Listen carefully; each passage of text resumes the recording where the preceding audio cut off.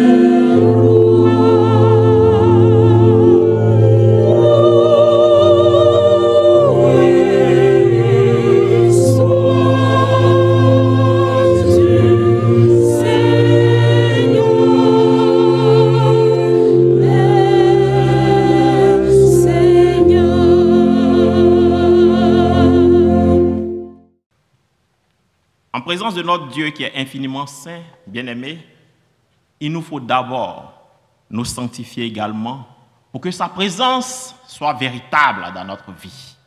C'est pourquoi je vous invite, lui qui nous appelle à l'aimer de tout notre cœur, de toute notre âme et de tout notre esprit, de toute notre force, à vous humilier pour confesser vos péchés, nos péchés, par rapport à notre amour également, que nous n'avons pas suffisamment développé pour notre prochain. Nous avons beaucoup de choses à nous reprocher.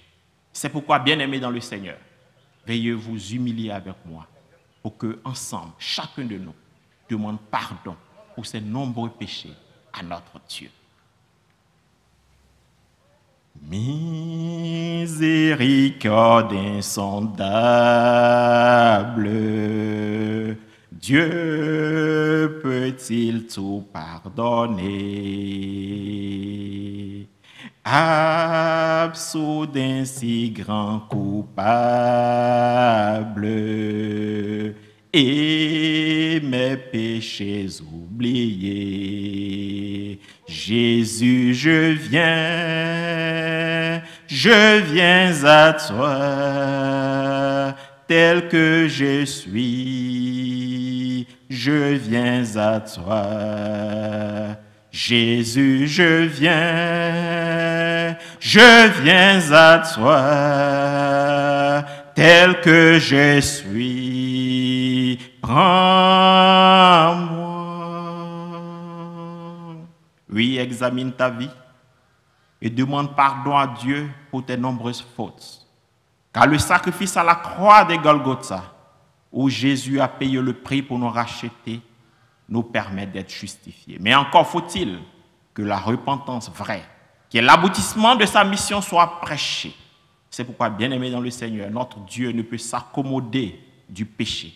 Demande-lui pardon pour tes nombreuses fautes. Reconnais tes fautes, confesse-les et engage-toi à ne plus recommencer afin que lui seul puisse t'accorder sa miséricorde et sa grâce infinie. Oui, Seigneur, nous nous humilions devant toi. Tu connais notre nature, il n'y a rien de bon en nous. Oui, Père, nos cœurs sont tournés vers le mal. Notre chair fait ce qui est mauvais à tes yeux. Et vis-à-vis de notre prochain, nous constituons un scandale. Oui, Seigneur, le péché nous tient. Nous te demandons pardon. Pardonne-nous pour nos chutes, pardonne-nous pour nos mensonges, pardonne-nous pour nos méchancetés. Pardonne-nous, Père, pour notre haine. Pardonne-nous, Père, pour notre mauvaise attitude. Pardonne-nous pour notre orgueil. Pardonne-nous pour notre méchanceté, Seigneur. Nous ne sommes pas dignes d'être en ta présence. Mais fais-nous grâce. En te souvenant du sacrifice expiatoire de Christ à la croix de Golgotha, pour que nous soyons pardonnés. Oui, Seigneur, aie pitié de nous et accorde-nous la rédemption de nos fautes. Oui, Seigneur, nous te demandons pardon. Et fais cela, non pas parce que nous le méritons, mais parce que ton Fils, Jésus-Christ, est mort à la croix pour nous. Oui, bien-aimé dans le Seigneur, dans cette position d'humilité, tu vas répéter après moi ces paroles de David, l'homme selon le cœur de Dieu. L'homme qui également avait ses faiblesses, mais lorsqu'il était en faute, savait s'humilier et demander pardon à Dieu. C'est pourquoi tu vas répéter après moi. Ô Dieu, aie pitié de moi dans ta bonté, selon ta grande miséricorde. Efface mes transgressions, lave-moi complètement de mon iniquité et purifie-moi de mon péché, car je reconnais mes transgressions.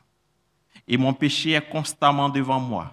J'ai péché contre toi seul et j'ai fait ce qui est mal à tes yeux, en sorte que tu seras juste dans ta sentence, sans reproche dans ton jugement. Voici, je suis né dans l'iniquité et ma mère m'a conçu dans le péché. Mais tu veux que la vérité soit au fond du cœur. Fais donc pénétrer la sagesse au-dedans de moi. Purifie-moi avec l'hysope et je serai pur. Lave-moi et je serai plus blanc que la neige. Annonce-moi l'allégresse et la joie, et les eaux que tu as brisées se réjouiront. Détourne ton regard de mes péchés, efface toutes mes iniquités. Ô Dieu, crée en moi un cœur pur, renouvelle en moi un esprit bien disposé.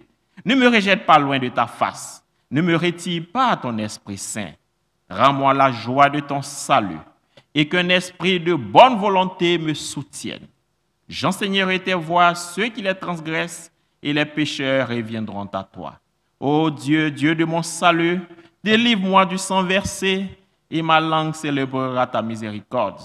Seigneur, ouvre mes lèvres, et ma bouche publiera ta louange. Si tu avais voulu des sacrifices, je t'en aurais offert, mais tu ne prends point plaisir aux holocaustes. Les sacrifices qui sont agréables à Dieu, c'est un esprit brisé. Ô Dieu, tu ne dédaignes pas un cœur brisé et contrit.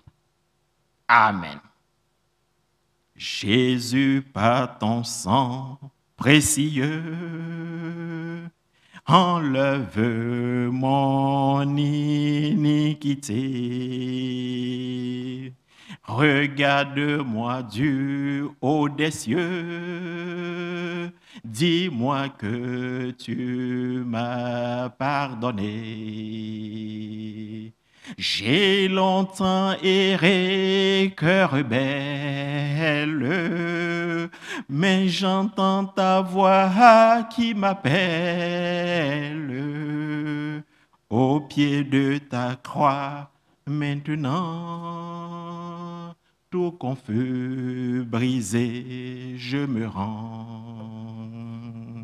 Blanc, plus blanc que neige, blanc, plus blanc que neige, lavé dans le sang de l'agneau, je serai plus blanc que la neige. Oui, bien-aimé dans le Seigneur, tu viens de te confesser devant le Seigneur. Lui-là même qui t'accorde la rémission de tes péchés au nom de son Fils Jésus-Christ de Nazareth. Amen. Grâce soit rendue à Dieu. Nous allons maintenant passer au ministère de la parole de Dieu. Bien-aimés dans le Seigneur, en ce jour, en ce dimanche 17 mai, l'Église méthodiste, selon le lectionnaire, nous fait la grâce de lire 3 textes. Le premier est tiré du livre de Deutéronome 25. Nous lirons les versets qui nous intéresseront sont les versets 5 au verset 10. Ensuite, la lettre de Pierre aux Corinthiens, 1 Pierre 7, versets 1 à 2 et 39 à 40. 1 Corinthiens 7, versets 1 à 2 et 39 à 40. Mais pour la circonstance, nous lirons juste le texte de l'Évangile qui est tiré de l'Évangile de Jésus-Christ selon Luc au chapitre 20, versets 27 à 40. Évangile de Jésus selon Luc, chapitre 20, 27 à 40. Et avec votre permission, nous allons lire la parole de Dieu. Mais bien avant, prions le Seigneur. Père, nous bénissons ton nom car à chaque fois que tu réunis tes enfants, tu as une parole de vie. Et en cette période, Seigneur, où nous vivons la résurrection de Christ, dans l'attente de son ascension, tu nous fais la grâce de partager ta parole et de comprendre les vérités profondes qui sont attachées, relevant de ton ministère. Permets qu'à travers la lecture de ta parole, nous puissions comprendre le message que tu as pour chacun et chacune de nous. Au nom de Jésus-Christ de Nazareth. Amen. Luc 20, 27 à 40, et nous lisons la parole de Dieu. Quelques-uns des Sadducéens qui disent qu'il n'y a point de résurrection s'approchèrent et posèrent à Jésus cette question. Maître, voici ce que Moïse nous a prescrit. Si le frère de quelqu'un meurt ayant une femme sans avoir d'enfant, son frère épousera la femme et suscitera une postérité à son frère. Or, il y avait 7 frères. Le premier se maria et mourut sans enfant. Le second et le troisième épousèrent la veuve. Il en fut de même des 7 qui moururent sans laisser d'enfant. Enfin, la femme mourut aussi. À la résurrection, duquel d'entre eux sera-t-elle? La femme, car les 7 l'ont eu toutes pour femme. Jésus leur répondit, les enfants de ce siècle prennent des femmes et des maris, mais ceux qui seront trouvés dignes d'avoir part au siècle à venir et à la résurrection des morts ne prendront ni femme ni mari, car ils ne pourront plus mourir parce qu'ils seront semblables aux anges et qu'ils seront fils de Dieu étant fils de la résurrection. Que les morts ressuscitent, c'est ce que Moïse a fait connaître quand à propos du buisson, il appelle le Seigneur le Dieu d'Abraham, le Dieu d'Isaac et le Dieu de Jacob. Or, Dieu n'est pas Dieu des morts, mais des vivants. Car pour lui, tous sont vivants. Quelques-uns des scribes, prenant la parole, dirent, « Maître, tu as bien parlé. » Et ils n'osaient plus lui faire aucune question. Seigneur, ta parole est la vérité. Sanctifie-nous par cette parole. Amen. La chorale nous donne un cantique avant d'écouter le message de ce jour.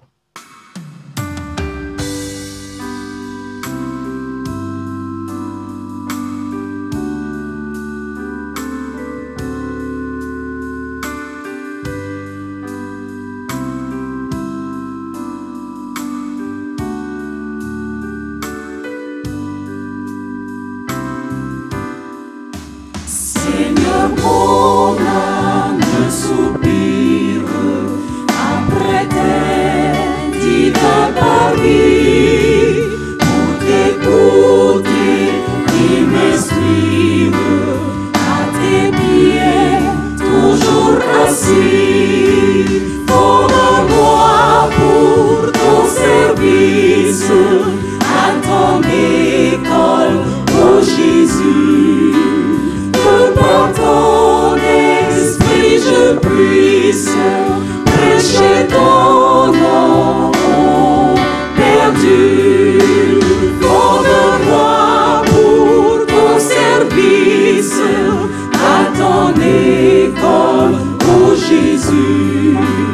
Que par ton esprit je puisse prêcher ton nom perdu.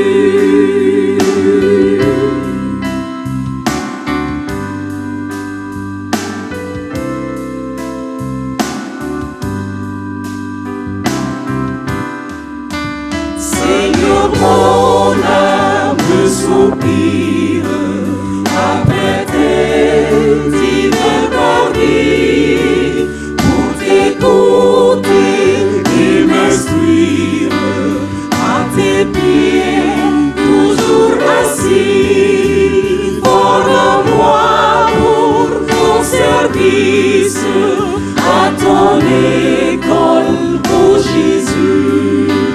Que par ton esprit je puisse prêcher ton nom perdu. Forme-moi pour ton service, à ton école, ô Jésus. Que par ton esprit je puisse prêcher ton nom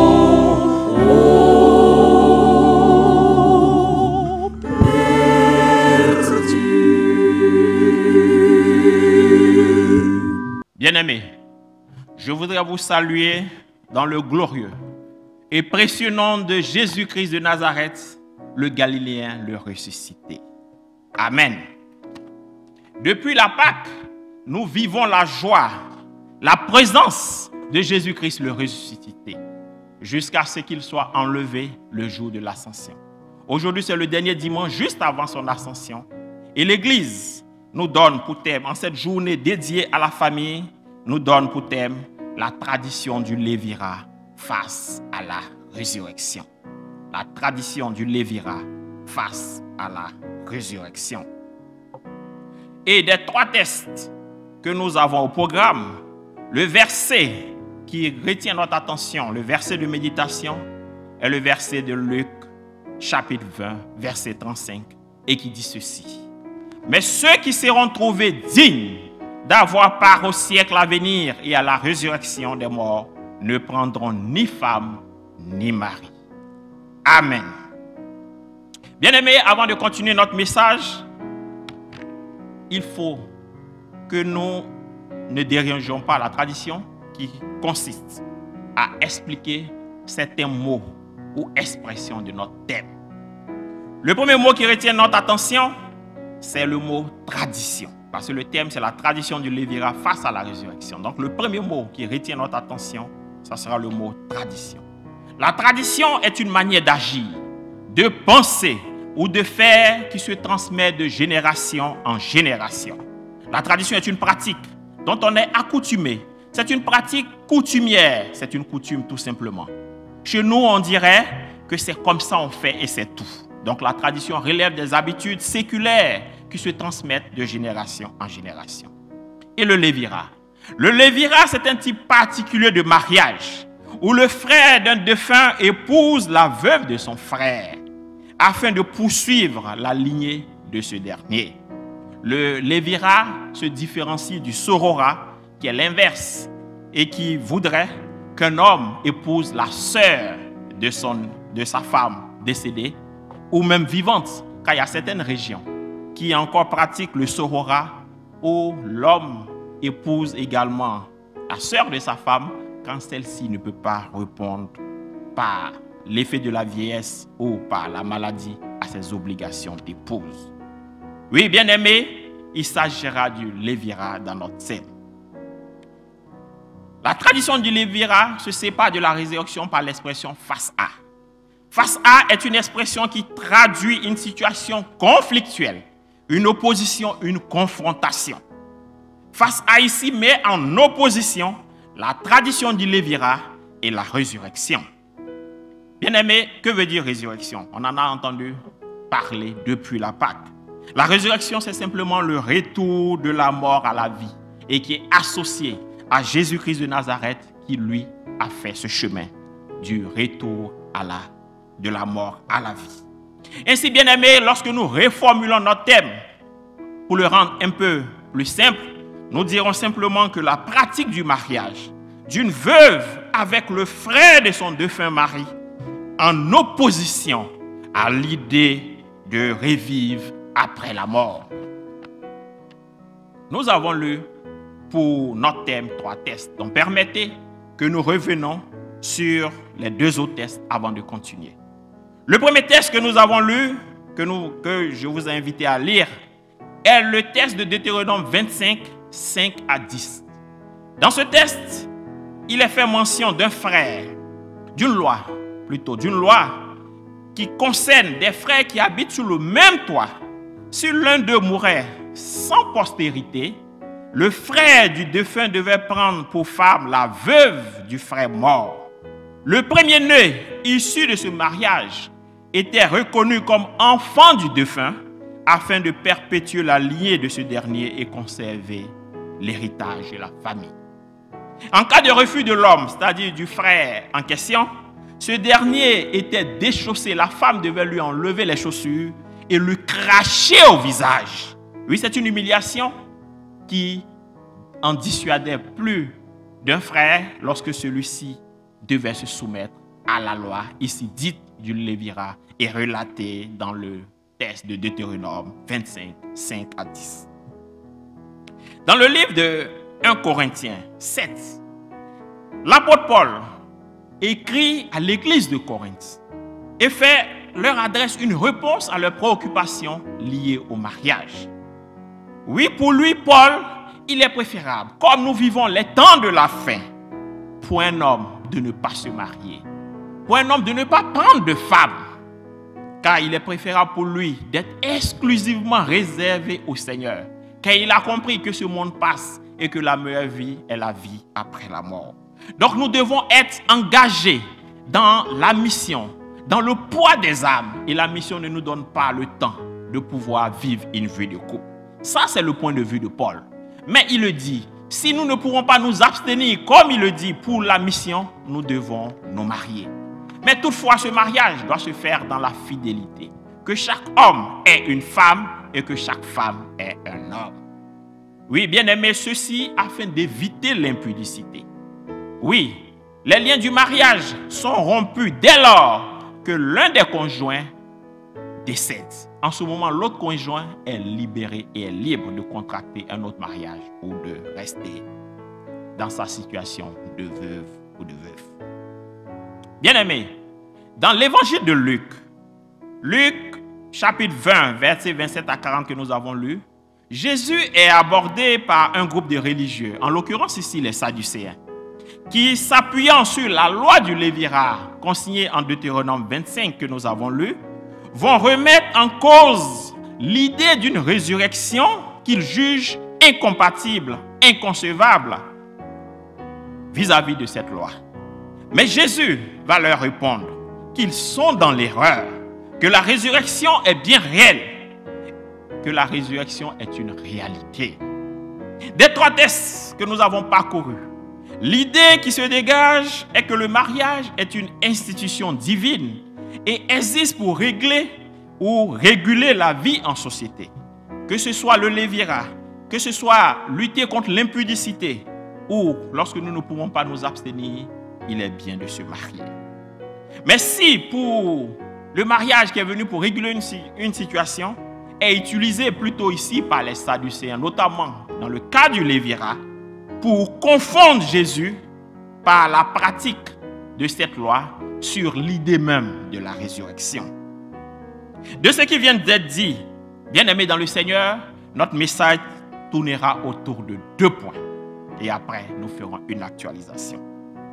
Le premier point concernera la pratique du Lévirat qui est incompatible au concept de la résurrection selon l'argumentaire des Sadducéens.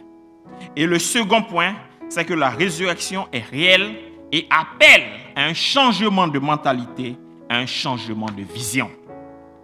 La pratique du Lévirat incompatibles au concept de la résurrection, tel que argumentent les Sadducéens.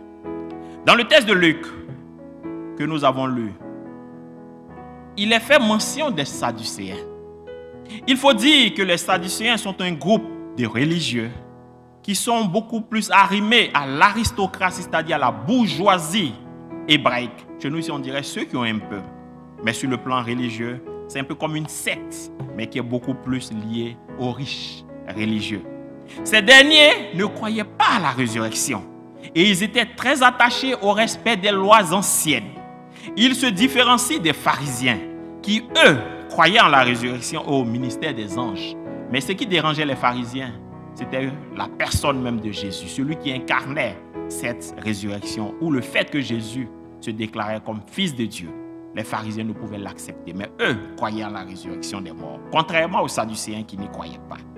Ainsi, ce sont ces Sadducéens qui vont approcher Jésus et tenter de tourner en ridicule la foi en la résurrection. Et pour ce faire, ils vont utiliser un exemple grotesque du lévirat.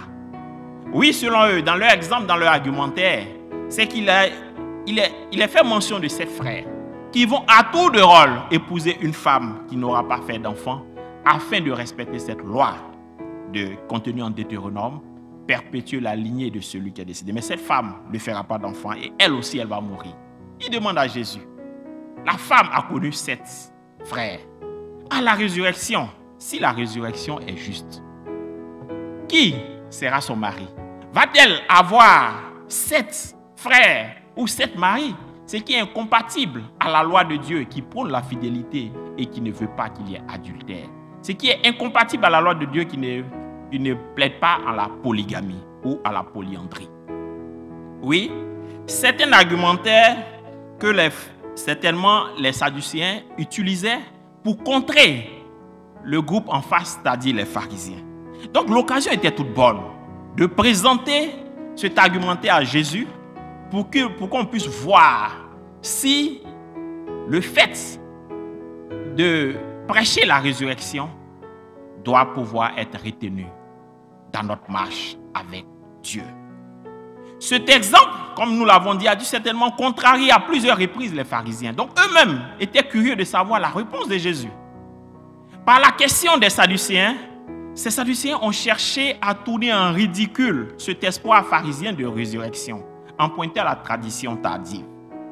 Un peu comme de nos jours, les données scientifiques sont utilisées pour mettre en déroute ou bien comme une arme par rapport aux vérités bibliques. Nous nous souvenons un peu de la théorie du Big Bang qui explique la naissance de l'humanité ou la création du monde qui est en opposition avec la parole de Dieu contenue dans la Genèse où il est dit que Dieu a créé toutes choses en 6 jours et il s'est reposé le 7e jour. Pour les Sadducéens, le corps et l'âme meurent. L'existence humaine est réduite à la vie ici-bas. Notre rapport à Dieu doit nous amener à jouir des biens matériels de ce monde, dans le strict respect des lois de Dieu contenues dans la Torah. La mort a ainsi le dernier mot. S'il existe une vie après la mort, ne s'ensuit-il pas un désordre inexprimable au regard de l'exemple de la femme qui a épousé 7 frères et qui devait se retrouver après la résurrection avec ses 7 frères? Entraînés par l'obéissance terrestre aux lois divines, les Sadducéens croyaient compromettre ainsi la foi en la résurrection à travers l'exemple du lévirat. Oui, bien-aimés dans le Seigneur, pour eux, l'argument qu'ils avaient développé ne pouvait avoir de réponse, une réponse réelle de la part de Jésus-Christ. Donc pour eux, il n'y avait pas lieu de croire à la résurrection, ne serait-ce qu'en partant de cet exemple. Mais Jésus va leur donner une réponse. Et en cela, la deuxième partie de notre message s'intitule « La résurrection est réelle et appelle un changement de vie, de vision ». Dans sa réponse, Jésus répond aux Sadducéens qu'ils sont dans l'erreur. La résurrection des morts est la conséquence obligatoire de la foi en Dieu vivant. Quand Dieu se tourne vers l'homme, selon la formule révélatrice, Dieu d'Abraham, d'Isaac et de Jacob, qui selon lui sont tous vivants, cet homme-là n'appartient plus à la mort, mais il est enfant de la résurrection. Celui qui nie cette réalité rejette en même temps le Dieu qui est le Dieu des vivants, ainsi que son alliance avec les hommes. Jésus montre à ses auditeurs comment se présente la vie future. La vie actuelle est rythmée par le cycle naître, mourir, naître, vivre et mourir. C'est à cause de la mort que notre vie est esclave du temps. Oui, bien-aimés, au point qu'on se représente, on ne peut représenter la mort sans parler du temps. C'est cette perspective qui pousse l'homme à se dépêcher, à se marier, à assurer son quotidien, à amasser les biens ici-bas, parce que nous devons mourir. Il est de ce fait l'homme moins libre pour le prochain et pour Dieu. Il devient égoïste. Sa limite, c'est la tombe. Son espérance est réduite. Mais Jésus nous appelle à un changement de mentalité. Pour Jésus, les ressuscités ne peuvent plus mourir. Oui, lorsque nous contractons un mariage, c'est pour pouvoir entretenir la reproduction de la race humaine. Mais si nous ne mourrons plus, de quelle reproduction parlons-nous? Pour Jésus, la résurrection nous permettra de ne plus mourir en ayant la vie éternelle. C'est pourquoi la femme ne prendra pas de mari et le mari ne prendra pas de femme. Nous serons de nouvelles créatures avec un nouveau corps, un corps glorieux qui obéira aux nouveaux critères de la vie éternelle. Donc dans la vie éternelle, il n'y a que lui qui est quitté auprès du Père qui peut nous enseigner ce qui est vérité et réel. Les Sadducéens ont une vue limitée de notre vue ici-bas. Pour eux, la bénédiction que Dieu nous apporte est une bénédiction terrestre. C'est pourquoi il faut nous amasser les biens. Mais bien aimés dans le Seigneur, Jésus nous appelle à vivre pour une espérance céleste. C'est le message essentiel de toutes les exhortations que Jésus a fait à ses disciples, les invitant dans le sermon sur la montagne à renoncer à leurs droits, à renoncer au bien et à la gloire de ce monde et à se concentrer sur leurs richesses dans le monde céleste. Dans la communauté d'adoration que nous allons constituer dans le royaume des cieux, personne ne sera détourné de Dieu par le souci de sa propre conservation. C'est pourquoi la question des Sadducéens, duquel d'entre eux va-t-elle devenir la femme, ne se posera plus. Oui, car nous serons comme des anges. Oui, notre Dieu qui nous a créés et qui nous permet de jouir des fruits du mariage à travers l'amour de l'être aimé, le Seigneur également saura nous faire contempler par le corps glorieux que nous avons cet amour véritable en sa présence. Il ne sera plus question de se marier, il ne sera plus question de sexe comme nous connaissons cela dans ce monde ici-bas. La disparition de la mort que Jésus nous a enseigné de par sa résurrection supprime donc la nécessité de la reproduction et par conséquent de la distinction des sexes comme des institutions de la vie présente. Que retenir en cette journée de la famille, bien-aimée? Oui, la famille est une cellule de formation de l'être nouveau. C'est de cela qu'il s'agit. La tradition ou l'éducation que nous donnons à nos enfants, la vie en société, les médias, la science constituent autant d'éléments de blocage en la foi, la résurrection. Oui, bien-aimés, ne cherchons pas des prétextes fallacieux, comme les Sadducéens qui ont utilisé l'argument du Lévirat pour s'opposer au message de la résurrection. Aujourd'hui, si vous entendez sa voix, n'endurcissez pas vos cœurs, car depuis Pâques, depuis la résurrection de Jésus, c'est ce message qui est enseigné et c'est la foi du chrétien. Plus que la réussite et l'héritage, nous devons enseigner le salut à nos familles. Le message principal de l'évangile est la résurrection. L'espérance du croyant. Nous devons amener notre famille à être sauvée. Nous devons nous-mêmes vivre pour notre éternité. Passons donc de la famille biologique à la famille spirituelle en épousant le message du Christ. Les temples sont fermés, mais Dieu a ouvert plusieurs églises de maison, je dirais plusieurs églises de famille. La résurrection est une réalité, bien-aimée dans le Seigneur. Christ l'a maintes fois démontré en ressuscitant la fille de Jairus, en ressuscitant la fille de la veuve de Naïm, en ressuscitant Lazare. Et lui-même, il a fait la preuve de la résurrection en partant de la mort et en ressuscitant à la vie le troisième jour. C'est le message principal de l'évangile. la bonne nouvelle, porteuse d'espérance et d'espoir dans un monde sans Dieu. C'est le fondement de la foi chrétienne. Si Christ n'est pas ressuscité, notre foi ou notre prédication est vaine, comme le dit le texte de 1 Corinthiens 15. Bien-aimés, le constat, c'est que notre monde est malade. Notre monde est malade. Mais la réalité spirituelle, la vérité, c'est que ce monde est convalescent. Oui, car depuis Pâques, depuis la commémoration de la résurrection du Christ, les nouvelles sont porteuses d'espoir. Oui, en Europe, on prépare le déconfinement. L'Allemagne en première ligne. La France également par un déconfinement progressif. Madagascar a trouvé son remède. Et aujourd'hui, la population s'en délecte. En Côte d'Ivoire même, juste après la Pâque, le nombre de guéris atteints de la maladie du Covid-19 était même supérieur au nombre de cas déclarés. Et la létalité, c'est-à-dire le taux de mort, tourne autour de 1%. La relance économique se prépare aux États-Unis. Bien-aimés dans le Seigneur, le monde est en train de renaître. Le monde est en train de renaître. Alléluia. Même maintenons la dynamique de prière. Maintenons notre intercession, car la prière du juste est une grande efficacité. Non pas que nous n'avons pas de péché, mais parce que nous avons le sang de Jésus-Christ qui crie plus fort que tout autre sang, que toute autre alliance démoniaque. Oui, bien-aimés dans le Seigneur, élevons nos voix vers Dieu. Mais le message principal, c'est de savoir est-ce que nous croyons véritablement en la résurrection, à la vie après la mort. Au regard des arguments avancés par les Sadducéens, au regard des doctrines fallacieuses ou des raisonnements qui nous amènent à ne plus croire au message du ressuscité, est-ce que nous avons encore une oreille au regard des soucis, des réalités de ce monde en la foi chrétienne? Oui, bien-aimés dans le Seigneur, pour ce faire, il y avait également un riche et le pauvre Lazare, que vous pouvez lire en Luc 16. Lorsque le riche s'est retrouvé dans les tourments, parce qu'il n'avait pas cru en Dieu, et qu'il a vu Lazare, le pauvre Lazare, à qui il n'a même pas partagé ses biens, se retrouver dans le sein d'Abraham, il avait bien voulu que le pauvre Lazare lui donne seulement une goutte d'eau pour étancher sa soif. Mais il était déjà trop tard. On ne pouvait rien faire, car l'heure pour donner sa vie à Christ est maintenant. Il s'est souvenu de ses 5 frères qui sont restés.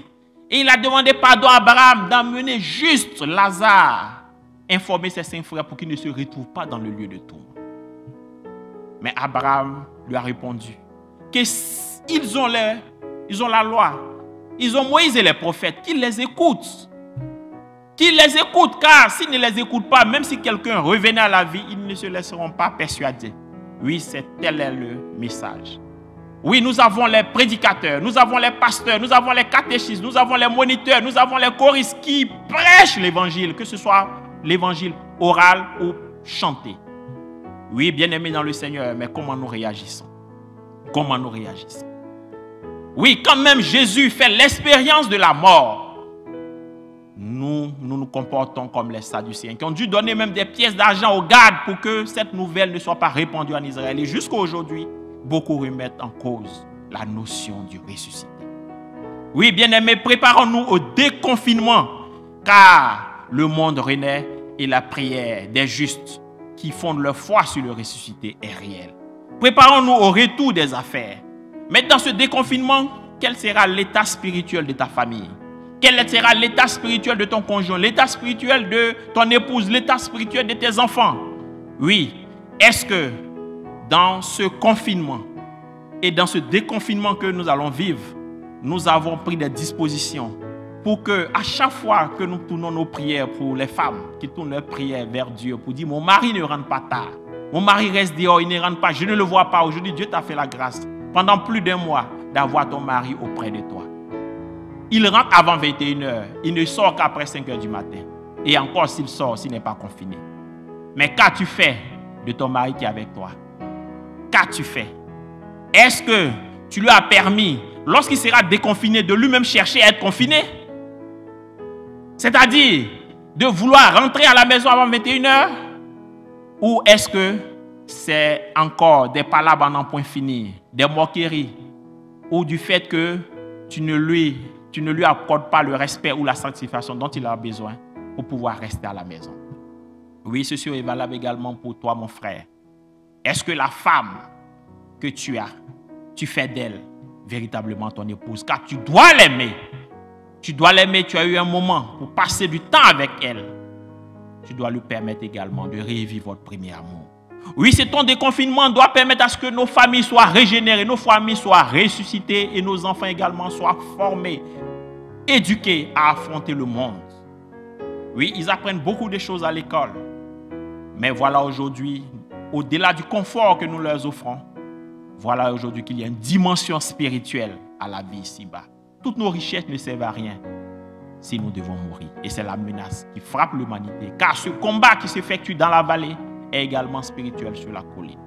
Mais notre victoire dépendra de nos prières adressées au Dieu de victoire et au ressuscité.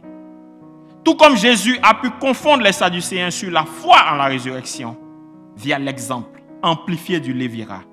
Frères et sœurs bien-aimés dans le Seigneur, que Dieu nous aide à vivre notre foi en la résurrection de Jésus-Christ. Amen. Nous allons baisser la tête et méditer quelques instants sur ces paroles que nous venons d'entendre.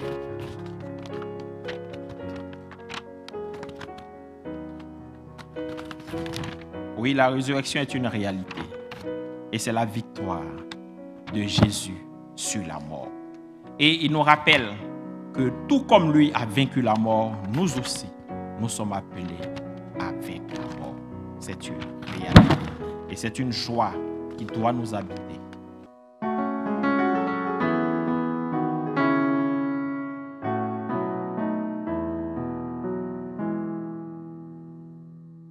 J'ai l'assurance de mon salut par la présence du Seigneur Jésus. Son sang m'a lavé, m'a racheté. Et l'Esprit Saint m'a régénéré. C'est mon histoire, c'est là mon chant. Louez mon Sauveur à chaque instant. C'est mon histoire, c'est là mon chant. Louez mon Sauveur à chaque instant. C'est mon histoire, c'est là mon chant. Louez mon Sauveur à chaque instant. C'est mon histoire, c'est là mon chant. Louez mon Sauveur à chaque instant.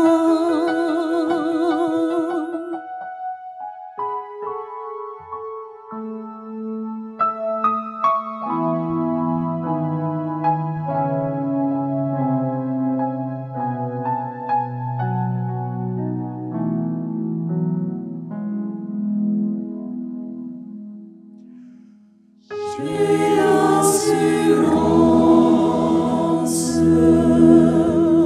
de mon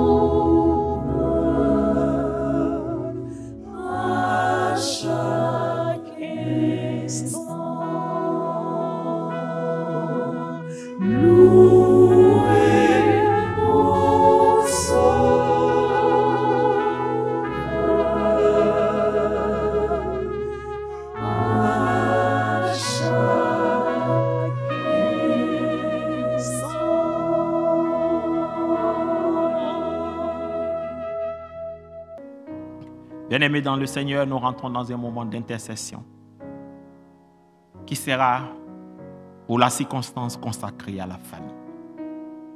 Oui, prions pour la famille nucléaire, pour la famille élargie, pour la famille spirituelle également que nous constituons, c'est-à-dire l'Église.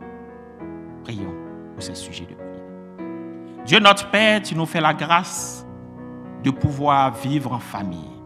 Cette famille biologique qui nous permet de vivre l'amour des frères et des sœurs et des parents, mais qui nous prépare également à la famille spirituelle.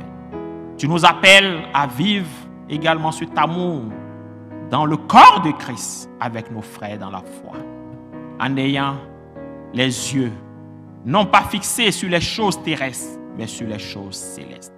Permets que ce message de la résurrection soit compris par nos enfants, par notre épouse, par nos époux, par notre époux, par notre épouse, et que ce message de la résurrection fonde notre foi, afin que nous aussi nous puissions naître de nouveau et hériter la vie éternelle. Oui, nous continuons nos prières d'intercession en nous souvenant des veufs et des orphelins. Oui, que le Seigneur lui-même subvient à leurs besoins. Oui, Seigneur, nous voulons te recommander tous ceux qui ont perdu leur mari ou leur conjoint. Oui, tous ceux qui ont perdu leurs parents. En ce jour dédié à la famille, ils se retrouvent sans famille. Mais leur père, c'est toi. Leur mère, c'est toi. Et toi qui es le Dieu de la providence, Seigneur, nous te prions de te souvenir d'eux et de permettre à ceux qu'ils aient de quoi subvenir à leurs besoins. Mieux, apporte également de la nourriture à leur âme. Oui, nous voulons également, en cette journée dédiée à la famille, penser aux enfants de la rue, aux enfants dans la rue. Ces enfants qui sont des vagabonds, qui mendient à longueur de journée et qui sont assujettis à toutes sortes de fléaux, que ce soit la drogue, la prostitution, oui, ou des enfants, ou le grand banditisme, comme tels que les enfants microbes ou des enfants en conflit avec la loi. Seigneur, nous prions, Père, que tu te souviennes d'eux et que eux aussi bénéficient de ce message de la résurrection. Oui, eux aussi bénéficient de ta présence perpétuelle. Oui, en cette journée de la famille, nous nous souvenons également des familles en détresse, des familles qui sont éprouvées. Oui, il y a des personnes qui ont perdu leurs emplois. Il y a des personnes qui n'arrivent plus à faire une activité. Nous prions, Seigneur, toi qui es Jéhovah Jireh, qui es le Dieu qui pourvoit. Oui, Père éternel, viens à leur aide, à leur secours et pourvois à leurs besoins. Afin que, Seigneur, dans la détresse, ils voient ton secours. Dans la détresse, ils voient ton appui. Dans leur abandon, ils voient ta présence perpétuelle, Seigneur. Oui, nous prions également pour les familles qui sont en deuil. Que ce soit dû à la pandémie actuelle ou pour un deuil quelconque, nous prions que toi, Seigneur, qui es le Dieu du réconfort, tu puisses être à leur côté. Oui, Père, nous voulons prier, Seigneur, pour ton Église dans son ensemble. Oui, afin qu'elle se prépare au retour de Christ, au retour de l'époux. Car après la résurrection et après son ascension, nous attendons son retour qui est une réalité.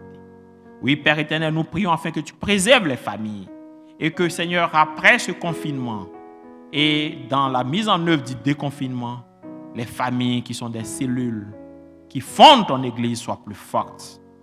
Oui, que ces familles enseignent les valeurs, des valeurs qui seront prônées dans le monde nouveau. Oui, des familles qui sont en opposition actuellement à ce qui se pratique dans le monde. Oui, que ce soit l'homosexualité, que ce soit la polygamie, que ce soit la bestialité, la polyandrie ou le phénomène des poupées sexuelles. Seigneur, nous te prions que tu permettes à ce que les familles vivent véritablement les valeurs divines et les vérités divines, afin que les couples ou les familles soient de véritables lieux où on éduque la personne aux vérités bibliques, à la foi véritable. Oui, Seigneur, nous élevons nos voix vers toi pour que le message de la résurrection soit réel également dans toutes les familles du monde. Dans ce monde qui s'égare, dans ce monde sans Dieu. Mais souviens-toi, Père, comme la nuit noire, nous voyons des étoiles, que dans ce monde, Seigneur, enténébré, nous voyons la prière de tes enfants qui illumine ce monde et qui lui donne un goût, une saveur particulière. Oui, Père, en toi nous nous confions et en toi nous savons que nos prières ont un exaucement au nom de Jésus. Amen. résumons nos prières par celle que nous a apprise notre Seigneur Jésus en disant: Notre Père qui es aux cieux, que ton nom soit sanctifié, que ton règne vienne, que ta volonté soit faite sur la terre comme au ciel. Donne-nous aujourd'hui notre pain de ce jour. Pardonne-nous nos offenses, comme nous pardonnons aussi à ceux qui nous ont offensés. Et ne nous soumets pas à la tentation, mais délivre-nous du mal.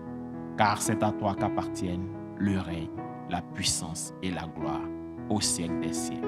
Amen. Oui, bien-aimés dans le Seigneur, nous avons prié et nous sommes exaucés au nom de Jésus. Oui, pendant que je faisais Notre Père, il m'est venu une inspiration également de faire Notre Père en anglais pour nos amis qui nous suivent sur les ondes. Donc nous allons encore prier Notre Père, mais cette fois-ci en anglais. Our Father, which art in heaven, hallowed be thy name. Thy kingdom come, thy will be done in earth that it is in heaven. Give us this day our daily bread. Forgive our debts as we forgive debtors.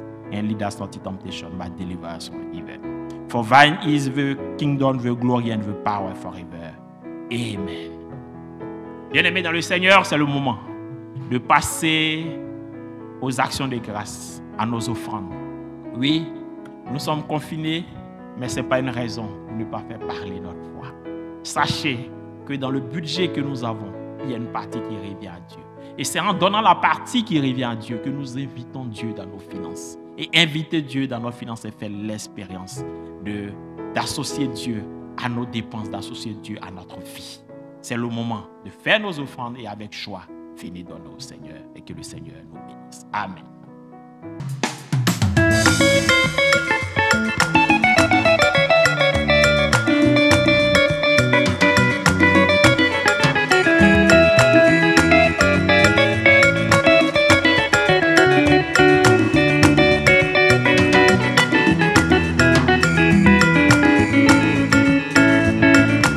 Abandonne-toi à ton Sauveur, mais redonne ta confiance. Demande au Seigneur ce que tu veux, dans son amour il t'exaucera. Demande au Seigneur ce que tu veux, dans son amour il t'exaucera.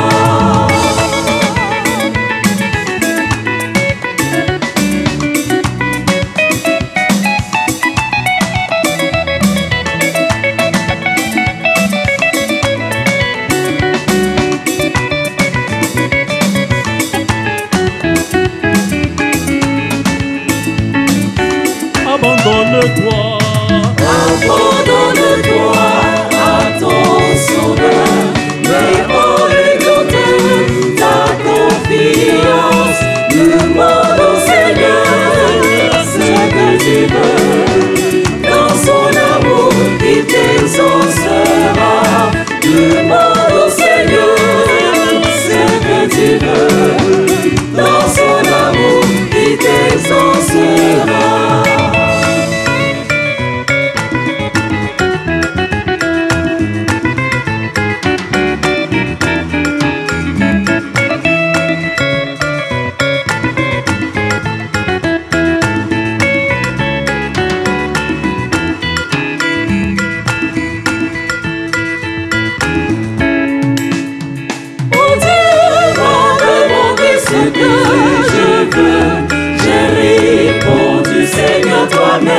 Tu sais, mon Dieu m'a demandé ce que je veux. J'ai répondu, Seigneur, toi-même, tu sais. L'intelligence et la sagesse, mais en retour daigne accepter. Mais mon intelligence et la sagesse, mais en retour daigne accepter. Mais non.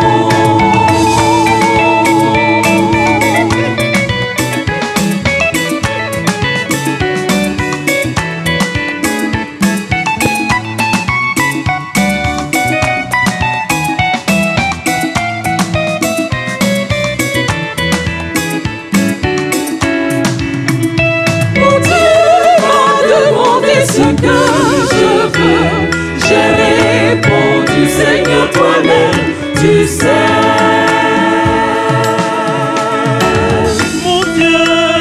Mon Dieu m'a demandé ce que je veux. J'ai répondu, Seigneur, toi-même, tu sais.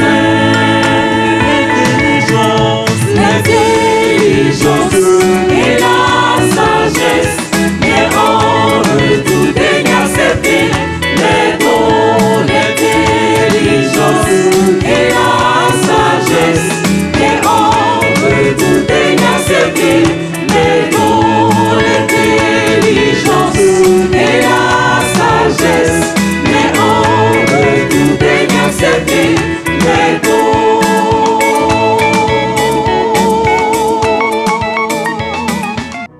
Après les offrandes, présentons ce que nous avons apporté au Seigneur. Père, voici l'expression de la foi de tes enfants, de la foi de tes familles, des enfants qui sont regroupés en famille.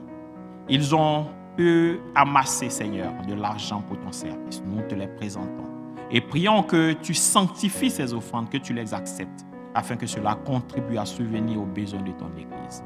Mais mieux, Seigneur, que toi-même, tu interviennes dans leurs finances. Oui, car certains ont du mal à joindre les deux bouts. Mais quand toi, tu es associé à nos dépenses, nous avons une banque illimitée. Nous avons une providence divine et nous n'avons pas d'inquiétude à avoir. Bénis ces offrandes et que la gloire te soit rendue au nom de Jésus-Christ de Nazareth. Amen. Bien-aimés, au thème de notre message, recevez l'exhortation et la bénédiction de la part de notre Dieu. Mais ceux qui seront trouvés dignes d'avoir part au siècle à venir et à la résurrection des morts ne prendront ni femme ni mari. Oui, c'est la réponse que Jésus a donnée aux Sadducéens, ceux qui voulaient tourner en bourrique la foi en la résurrection, qui ont utilisé le lévira. Que aucun argument, aucune doctrine, aucune philosophie ne doit nous empêcher de croire à la vérité de la résurrection, car nous jouons notre salut et nous sommes appelés à vivre maintenant, à préparer maintenant notre éternité. Que le ressuscité lui-même nous y aide. Bien-aimés dans le Seigneur, vous qui avez écouté le message de la résurrection, que la grâce du ressuscité, que sa paix soit avec vous et qu'il vous assure sa présence aujourd'hui et pour toujours, jusqu'à son retour, au nom de Jésus-Christ de Nazareth. Amen.